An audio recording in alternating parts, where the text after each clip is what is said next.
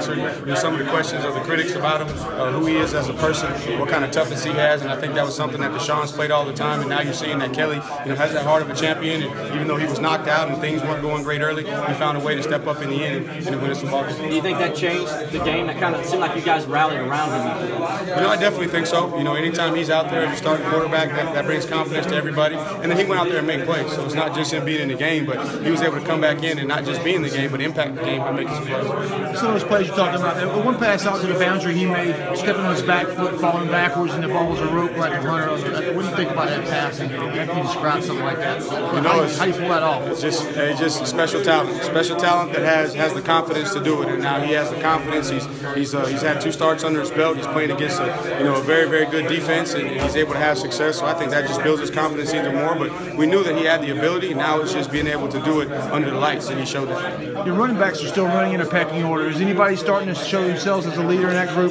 We'll look at the tape to kind of see who performed the best. Obviously, was a little bit disappointed in CJ, and I know he was down on himself for the fumble. It was a tough sledding in there. That defensive front, that looked like that's what Coach Steele was going to do. He was going to stop the running back run, and the only way we're going to be able to run is to try and get an extra hat with the quarterback. And so we'll look at the tape, but proud of those guys for all rolling and trying to give everything that they have, and we'll look at the tape and determine if we need to change the pecking order. After giving up the ball twice and knowing how the defense is playing, were you guys able to go maybe a little conservative late in the fourth quarter to just protect the ball at all costs? It was tough just trying to find a rhythm. It looked like they had some different things defensively. I'm anxious to look at the tape because up in the box it looked like some things weren't normal.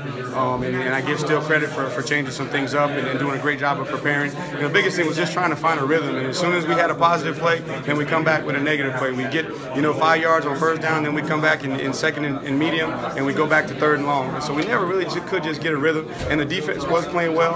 What we didn't want to do was turn the ball over, so we wanted to make sure that we protected the ball, still try to stay aggressive, but without putting the ball in jeopardy. Coach Steele was trying to challenge Kelly by bringing that safety in the box all night long. Like he lived in that box all night long. That's to stop the run game, to make sure that he has one more hat when we hand it off, and then also give him somebody closer to the box to spot Kelly if he decides to take off and run. And so with that, then we had to make the competitive throws down the field. And proud of Ray, making plays down the field. Dion came up with a couple plays. Hunter was clutch, as he always is. It seems like the brighter the lights, the more he steps up, and really, really proud that Kelly was able to sit in there. And he got hit early. We got him hit early and a couple times, and actually had him knocked out the game for a little while. For him to come back in and be able to take advantage of what was there, and when we needed him to run the ball, he was able to find the creases. When you're in a tough, grinded-out game like this, what did you learn about your team moving forward, and what's your message going to be? It's not going to always be as easy as it was against Penn State. No question. You just learn the grit and the heart and the love that they have for each other. That's what you saw on display tonight. And, the other thing too is just illustrates to them that we can win football games in many different ways. That not every single game we're going to come out and have a performance like Kent State,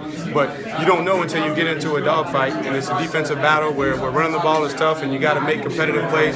So we learned a lot about our team in terms of the character that they have, the grit that they have, and then also too, we also learned that we were very fortunate because we had a lot of mistakes that could have cost us the game. So here, second game of the season, to come out with a win against such a quality team now gives us an opportunity to really coach these guys hard and show them that, hey, if we don't correct the mistakes, we're not always going to be so fortunate. What's your message going to be as you guys get ready for Louisville? Well, we know what we're going against, and obviously everybody knows about Lamar Jackson and what he's capable of doing. And again, their defense challenged us last year, and we had to beat them with the big play. And so, the challenge is to let's go out and be able to execute and stay in rhythm. And if we need to put together those long drives that we had a characteristic of doing last year, we need to be able to do that. If we have to have the explosive plays, we need to be able to do that. If we need to control the clock, so let's focus on being the best that we can be, so we can be a complete offense to do whatever the game dictates that we need to do.